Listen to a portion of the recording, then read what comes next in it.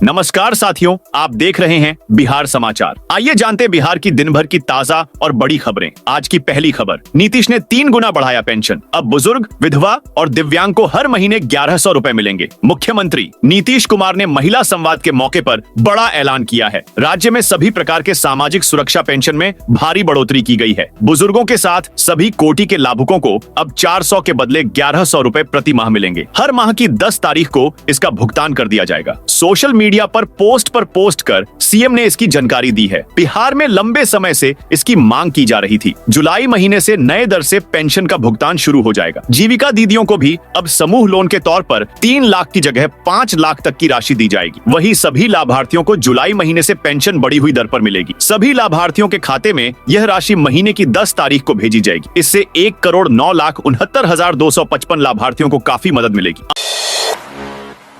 अमित शाह के बयान से सीएम फेस पर सस्पेंस। बिहार विधानसभा चुनाव में एनडीए की ओर से मुख्यमंत्री पद का चेहरा कौन होगा, इस सवाल पर अब भी संशय बना हुआ है। केंद्रीय गृह मंत्री अमित शाह ने 2 अलग अलग इंटरव्यू के दौरान बिहार में मुख्यमंत्री के चेहरे को लेकर गोल मटोल जवाब दिया है। अमित शाह ने कहा है कि हर चुनाव में यह सवाल उठता है कि इसको घोषित नहीं करते, उसको नहीं करते। हम अपने हिसाब से फैसला करते हैं। पार्टी चुनावी रणनीति अपने तरीके से तय करती है और बाहरी दबाव में नहीं आएगी। वहीं दूसरे इंटरव्यू में उन्होंने कहा कि बिहार का अगला मुख्यमंत्री कौन होगा यह समय बताएगा, लेकिन यह तय है कि हम मुख्यमंत्री नीतीश कुमार के नेतृत्व में चुनाव लड़ेंगे।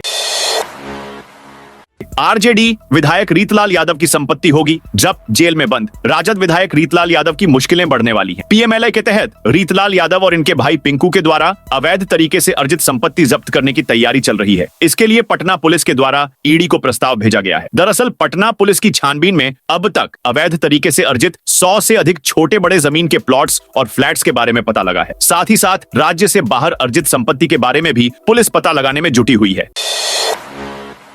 बिहार में मानसून का असर सभी जिलों में देखने को मिल रहा है। शनिवार को पटना, जहानाबाद, बक्सर, समस्तीपुर, रक्सौल, दरभंगा में तेज बारिश हुई। वहीं सीवान, नालंदा और शेखपुरा में भारी बारिश की चेतावनी है। बेगूसराय में आकाशीय बिजली की चपेट में आने से 2 लोगों की मौत हो गई। मौसम विभाग ने आज पूरे प्रदेश में बारिश की संभावना जताई है। इनमें 15 जिलों में ऑरेंज और 23 जिलों में येलो अलर्ट जारी किया है। पटना मौसम विज्ञान केंद्र के मुताबिक अगले 3 से 4 दिनों तक राज्य के कई हिस्सों में भारी बारिश की संभावना है। उत्तरी पूर्वी के साथ दक्षिण बिहार में भारी बारिश का अलर्ट है।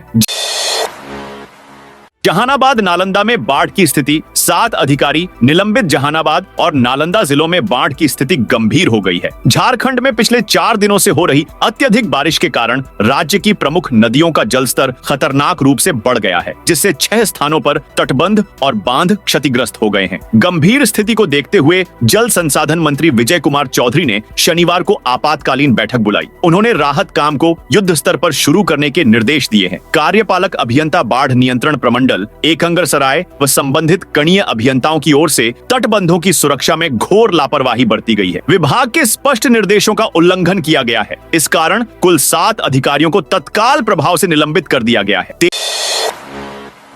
तेज प्रताप ऐश्वर्या तलाक केस में 4 जुलाई को होगी सुनवाई। लालू यादव के बड़े बेटे तेज प्रताप यादव और ऐश्वर्या राय के तलाक मामले में 4 जुलाई को सुनवाई होगी। पटना सिविल कोर्ट में शनिवार को सुनवाई की नई तारीख दी गई है। 22 दिन पहले सिविल कोर्ट में तलाक मामले की सुनवाई हुई थी। तब तेज प्रताप के वकील जगन्नाथ सिंह ने बताया था कि ऐश्वर्या राय के वकील ने 4 सप्ताह का समय मांगा है, लेकिन हमने कहा कि 2 सप्ताह से अधिक का समय नहीं दिया जाए। इस पर जज ने अगली सुनवाई की तिथि 21 जून निर्धारित की थी। भागलपुर में 8 गांवों के लोगों को एक साथ मिल गई खुशखबरी। भागलपुर जिले में ग्रामीण इलाकों के लिए 8 सड़कों के निर्माण को मंजूरी मिलने के साथ ही ग्रामीण कार्य विभाग ने निविदा जारी कर दी है। 11 जुलाई को सड़क बनाने वाली एजेंसी का चयन होगा। ये सड़कें केवल बनेंगी ही नहीं, बल्कि output and performance based road maintenance policy के तहत 6 वर्षों तक इनका नियमित रखरखाव भी होता रहेगा। बिहार के सभी पंचायतों में सोलर लाइट की होगी जांच। मुजफ्फरपुर में पंचायतों में लगी सोलर लाइटों की गुणवत्ता पर सवाल उठने के बाद पंचायती राज विभाग ने जांच का आदेश दिया है। सचिव मनोज कुमार ने सभी डीएम को पत्र लिखकर 14 बिंदुओं पर जांच कराने और रिपोर्ट देने को कहा है। मुख्यमंत्री ग्रामीण सोलर स्ट्रीट लाइट योजना के तहत लगी इन लाइटों की गुणवत्ता, सिग्नल लॉस और अन्य कमियों की जांच की जाएगी। थानेदार की कुर्सी पर बैठकर बना ली रौबदार रील। बिहार के बेगूसराय जिले में साहेबपुर कमाल पुलिस थाने में थानेदार की कुर्सी पर बैठकर एक युवक ने रील बनाई और फिर उसे सोशल मीडिया पर डाल दी। वीडियो वायरल हुआ तो पुलिस महकमे में हड़कंप मच गया। इसके बाद पुलिस ने जांच कर 3 लोगों को गिरफ्तार कर लिया। पुलिस ने थानेदार के चैम्बर में रौबदार रील बनाने वाले युवक और उसके 2 साथियों को साहेबपुर कमाल गांव के गैंस एजेंसी ढाला से गिरफ्तार किया। इनके पास से एक देसी कट्टा, गोली, एक स्टील का सरिया और 4 मोबाइल फोन भी बरामद किए गए हैं।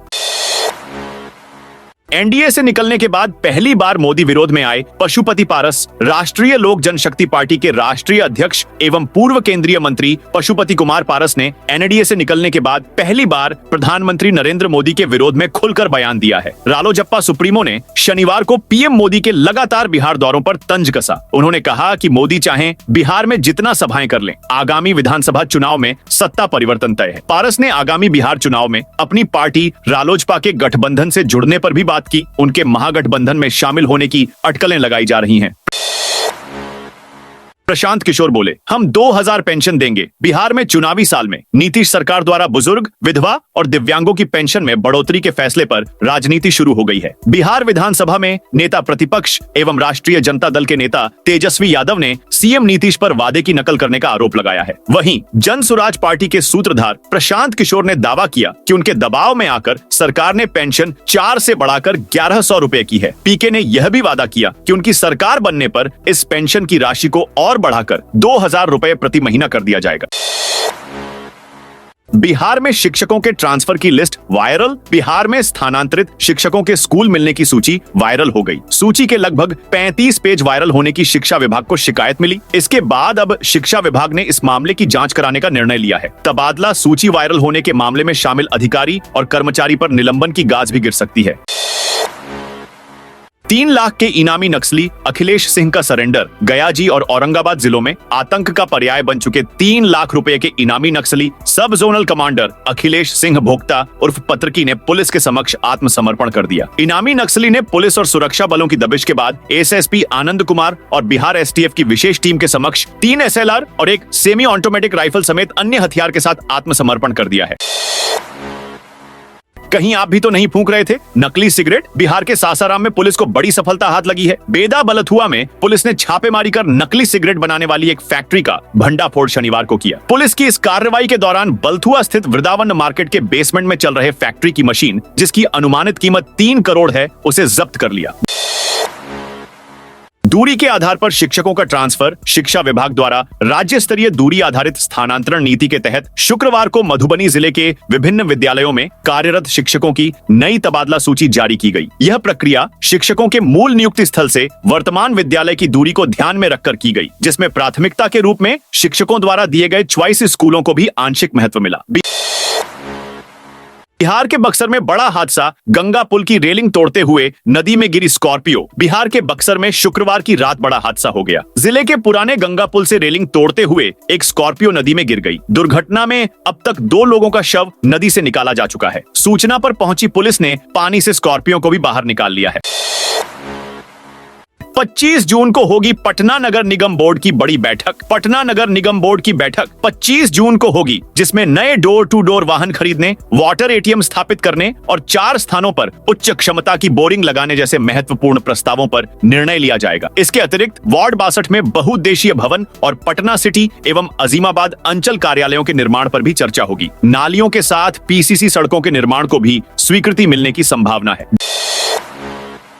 ड्राइविंग लाइसेंस बनाने में पटना की महिलाएं सबसे आगे। राज्य की महिलाएं भी अब तेजी से 2 पहिया से लेकर 4 पहिया वाहन चला रही हैं। पिछले 7-8 सालों में महिलाओं के हल्के मोटर वाहन ड्राइविंग लाइसेंस की संख्या में बढ़ोतरी दर्ज की गई है। वर्ष 2018 से अब तक राज्य में 1,29,000 से अधिक महिलाओं ने ड्राइविंग लाइसेंस बनवाया है। इनमें सबसे अधिक पटना जिले की 29,417 महिलाओं ने ड्राइविंग लाइसेंस बनवाया है। इसके बाद मुजफ्फरपुर जिले की 18,560 महिलाओं ने ड्राइविंग लाइसेंस हासिल किया है। चौसा थर्मल पावर प्लांट पर किसानों का महाधरना शुरू। बक्सर के चौसा थर्मल पावर प्लांट के सामने मंगलवार को किसानों और खेतीहर मजदूरों ने महाधरना शुरू किया। संयुक्त किसान मोर्चा और किसान खेतीहर मजदूर मोर्चा चौसा के बैनर तले यह प्रदर्शन किया गया। इसमें भारतीय किसान यूनियन के राष्ट्रीय प्रवक्ता राकेश टिकैत, पूर्व मंत्री अखलाक अहमद, सांसद सुधाकर सिंह समेत कई प्रमुख किसान नेता शामिल हुए। 608 भूमिहीन परिवारों को मिला जमीन का पर्चा। प्रेक्षागृह दरभंगा में आज राजस्व एवं भूमि सुधार विभाग की ओर से कार्यक्रम आयोजित हुआ। इसमें 608 भूमिहीन परिवारों को जमीन का पर्चा दिया गया। कार्यक्रम का शुभारंभ राजस्व एवं भूमि सुधार मंत्री संजय सरावगी, नगर विकास व आवास मंत्री जीवेश कुमार, राज्यसभा सांसद धर्मशिला गुप्ता और बेनीपुर विधायक विनय कुमार चौधरी ने दीप प्रज्वलित कर किया। विदेश में रेल इंजन भेजने वाला पहला राज्य बना। बिहार प्रधानमंत्री नरेंद्र मोदी ने 20 जून को सारण के मडौरा स्थित लोकोमोटिव फैक्ट्री में बने डीजल इंजन को विदेश भेजने के लिए हरी झंडी दिखाई। इसे पश्चिमी अफ्रीकी देश गिनी को भेजा जा रहा है। यह इतिहास में पहली बार हुआ है कि बिहार में बना कोई इंजन विदेश भेजा जा रहा है। इस इंजन को मात्र 1 महीने में तैयार किया गया है। यह पल मेक इन बिहार की बड़ी उपलब्धि में शामिल होगा। नवादा में साइबर क्राइम पर पुलिस का एक्शन। नवादा पुलिस ने साइबर अपराध के खिलाफ बड़ी कार्रवाई की है। एएसपी अभिनव धीमान के नेतृत्व में चलाए जा रहे ऑपरेशन फायरवॉल में महत्वपूर्ण सफलता मिली है। 23 मई से 21 जून 2025 के बीच पुलिस ने 34 साइबर अपराधियों को गिरफ्तार किया है। इस दौरान 23,84,000 रुपए नगद और कई इलेक्ट्रॉनिक उपकरण जब्त किए गए हैं। पुलिस ने 1099 संदिग्ध मोबाइल नंबरों को ब्लॉक करने के लिए भेजा है। 10 प्राथमिकी दर्ज की गई है। जेडीयू के पूर्व विधायक आरजेडी में होंगे शामिल। नवादा में राजनीतिक समीकरण बदलने वाला है। जदयू के पूर्व विधायक कौशल यादव ने राष्ट्रीय जनता दल में शामिल होने का ऐलान किया है। नारदीगंज की जनसभा में उन्होंने तेजस्वी यादव को बिहार का मुख्यमंत्री बनाने का समर्थन किया। कौशल यादव की पत्नी और पूर्व विधायक पूर्णिमा यादव भी आरजेडी में शामिल होंगी। मुस्लिम समुदाय के प्रमुख नेता सलमान रागिब मुन्ना भी जदयू छोड़कर आरजेडी का दामन थामेंगे। बिहार में अब क्यूआर कोड बताएगा पुल का हाल। बिहार के छोटे से लेकर बड़े वैसे पुल जिनका निर्माण पथ निर्माण विभाग की देखरेख में कराया गया है, उनका पूरा ब्यौरा अब लोगों के बीच उपलब्ध रहेगा। पुल का आखिरी बार निरीक्षण कब हुआ, इसकी जानकारी भी लोगों के लिए पुल के समीप ही उपलब्ध रहेगी। इसके लिए सभी पुलों पर पुल का ब्यौरा और क्यूआर कोड लगाए जा रहे हैं। यात्रियों का लगेज छोड़ चेन्नई बेंगलुरु से एयर इंडिया की फ्लाइट पहुंची पटना। एयर इंडिया एक्सप्रेस की बेंगलुरु और चेन्नई की फ्लाइटों के यात्रियों का सामान साथ नहीं आया, जिसके बाद पटना एयरपोर्ट जमकर हंगामा किया। सीआईएसएफ के जवानों ने किसी तरह यात्रियों को समझाकर हंगामा शांत कराया। इसके बाद विमानन कंपनी के अधिकारियों ने यात्रियों से माफी मांगी और आश्वस्त किया कि उनका सामान घर तक पहुंच जाएगा। वहीं हंगामे के कारण जिन यात्रियों की कनेक्टिंग फ्लाइट छूटी है, उन्हें दूसरे विमान से गंतव्य तक भेजा जाएगा। वहां उनका बैगेज भी पहुंचा दिया जाएगा। झारखंड में बारिश का बिहार में असर। जल संसाधन मंत्री विजय चौधरी ने बाढ़ को लेकर कहा कि झारखंड में लगातार हो रही भारी बारिश का असर बिहार के सीमावर्ती इलाकों में देखने को मिल रहा है। निरंजना, मुहाने, उत्तर कोयल, सकरी और पंचाने जैसी नदियों का जलस्तर तेज से बढ़ गया है, जिससे कई इलाकों में खतरे की स्थिति उत्पन्न हो गई है। बढ़े हुए जलस्तर के कारण जहानाबाद, नालंदा और पटना जिलों में बने तटबंधों पर भारी दबाव पड़ा। एकंगरसराय, लोकानाई, भूतही, धोवा और महात्मा ताइन नदी पर बने बांधों को क्षति पहुंची है। कई जगहों पर बांध टूटने की नौबत आ गई, जिससे स्थानीय लोगों में भय का माहौल है। सहरसा पुलिस की बड़ी कामयाबी, 42 चोरी के मोबाइल बरामद। बिहार पुलिस मुख्यालय पटना के निर्देश पर चलाए जा रहे ऑपरेशन मुस्कान अभियान के तहत सहरसा जिले में गुम या चोरी हुए मोबाइल फोन लगातार बरामद किए जा रहे हैं। इसी कड़ी में शनिवार को सहरसा पुलिस ने कुल 42 मोबाइल फोन बरामद कर उनके वास्तविक मालिकों को सौंप दिए, जिनकी अनुमानित कीमत लगभग 5,98,000 रुपए बताई गई है। अब राशन कार्ड से जुड़ी शिकायत करनी है तो घर बैठे चुटकियों में हो जाएगा काम। केंद्रीय खाद्य आपूर्ति विभाग ने शिकायतों के त्वरित समाधान के लिए एडवांस ग्रीवांस रिड्रेसल सिस्टम नामक एक नई कंप्यूटरीकृत प्रणाली शुरू की है। यह पूरी तरह कंप्यूटरीकृत है तथा शिकायतों पर तत्काल प्रतिक्रिया मिलती है। पूर्व में भी विभाग ने हेल्पलाइन नंबर जारी किया था, लेकिन वह ज्यादा प्रभावी नहीं था। इसी को देखते हुए विभाग ने यह नंबर जारी किया है। पटना के पोस्टरों में एनडीए और आरजेडी में भिड़ंत। पटना की सड़कों पर शनिवार को पोस्टर वॉर देखने को मिल रहा है। सत्ताधारी एनडीए और विपक्षी गठबंधन दोनों के नेता अब एक दूसरे पर निजी और पारिवारिक स्तर तक पहुंचकर हमले कर रहे हैं। एक ओर एनडीए को दामादवादी और परिवारवाद का प्रतीक बताया जा रहा है, वहीं दूसरी ओर राजद को चारा घोटाले और वंशवाद से जोड़कर कटघरे में खड़ा किया जा रहा है। महिलाओं के शिकायतों की सुनवाई के लिए लगेगा कैंप। बिहार राज्य महिला आयोग में 7,000 से अधिक मामले लंबित पड़े हुए हैं। महिला संबंधित मामलों की सुनवाई और समाधान को लेकर आयोग की ओर से महिला आयोग आपके द्वार विशेष अभियान चलाया जाएगा। इसकी शुरुआत 26 जून से होगी। पहली कड़ी में 4 जिलों में कैंप लगाया जाएगा। इन कैंपों में महिलाओं की समस्याएं सुनी जाएंगी, उन्हें कानूनी और सामाजिक अधिकारों के प्रति जागरूक भी किया जाएगा। बिहार के बर्बादी की कहानी की सीरीज लाएगी कांग्रेस। पीएम मोदी के बिहार दौरे के दौरान तेजस्वी यादव ने प्रधानमंत्री नरेंद्र मोदी को पॉकेट मार कहा था। इसके बाद बिहार की सियासत गर्मा गई। कांग्रेस ने इस बयान पर प्रतिक्रिया देते हुए कहा कि कांग्रेस के नजर में आलोचनाएं भी शालीनता पूर्वक की जा सकती हैं। इसके साथ ही कांग्रेस ने आज से एक नया अभियान शुरू करने की जानकारी दी।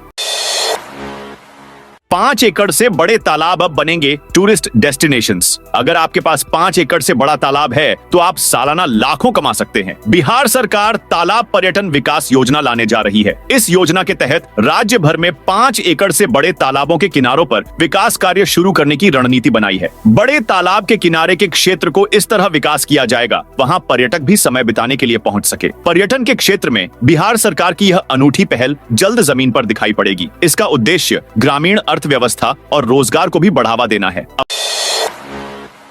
अवैध बालू खनन कर रहे 4 माफिया गिरफ्तार। मोतिहारी में अवैध बालू खनन के खिलाफ प्रशासन ने कार्रवाई की है। एसपी स्वर्ण प्रभात के निर्देश पर बंजरिया थाना पुलिस ने रात में छापेमारी की। पुलिस ने 4 बालू खनन माफिया को गिरफ्तार किया। साथ ही 7 ट्रैक्टर और 1 जेसीबी मशीन को जब्त किया। सिकरहना नदी के किनारे मोखलिसपुर गांव के पास कुछ लोग अंधेरे में अवैध रूप से उजला बालू निकाल रहे थे। गुप्त सूचना मिलते ही पुलिस ने कार्रवाई की। गिरफ्तार आरोपियों में आबिद हुसैन, तारिक अनवर, नितेश कुमार और राजू कुमार शामिल हैं। स्थानीय लोगों का कहना है कि सालों से यह अवैध कारोबार चल रहा था।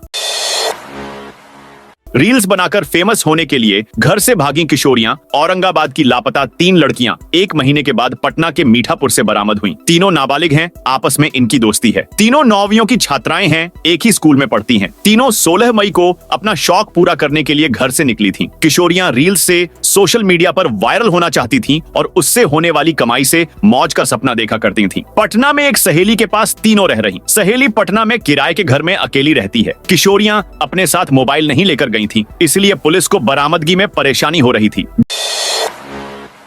डिप्टी सीएम विजय सिन्हा बोले, तेजस्वी यादव बिहार के लिए काला धब्बा। बिहार के उप मुख्यमंत्री विजय सिन्हा ने नेता प्रतिपक्ष तेजस्वी यादव पर जमकर हमला बोला है। डिप्टी सीएम ने उन्हें जंगल राज और अराजकता का युवराज बताया है। उन्होंने तेजस्वी यादव और उनके परिवार पर आरोप लगाते हुए कहा कि यह परिवार बिहार के सामाजिक और सांस्कृतिक ताने बाने को नुकसान पहुंचा रहा है। इस परिवार की पहचान पहरण लूट के उद्योग से जुड़ी हो। यह परिवार वह अब भी सत्ता में आने का सपना देख रहा है।